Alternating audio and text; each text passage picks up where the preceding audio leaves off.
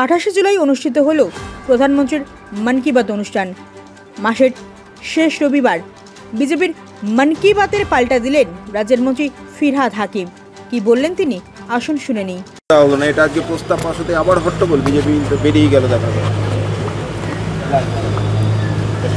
এই দলটা একটা অসভ্য বর্বর মূর্খ দল।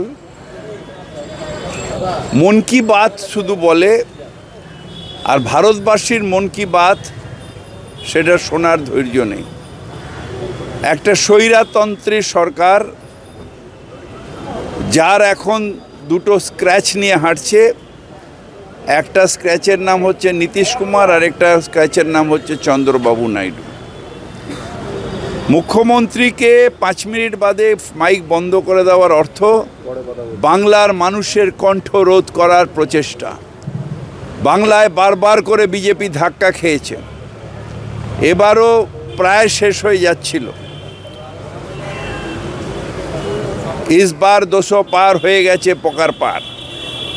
তাই সেই অপমানের যন্ত্রণায় মুখ্যমন্ত্রী বললে তাদের যে মনের মধ্যে যে অন্যায় বোধটা আছে, যে বাংলাকে বঞ্চনা করছে, বাংলার মানুষকে টাকা আটকাচ্ছে, গরিব মানুষের 100 দিনের টাকা আটকাচ্ছে, আবাসের টাকা আসছে, জিএসটির টাকা আটকাচ্ছে, বাংলার মানুষকে বঞ্চনা করছে, সেই অপরাধ বোধটাতে তারা লজ্জিত হবে। সেই জন্য মুখ্যমন্ত্রীকে বলতে দেয়নি। এই পাস আমরা করেছি এক্ষুনি অ্যাসেম্বলিতে, এবং তীব্র ভাষায় এর প্রতিবাদ জানাই।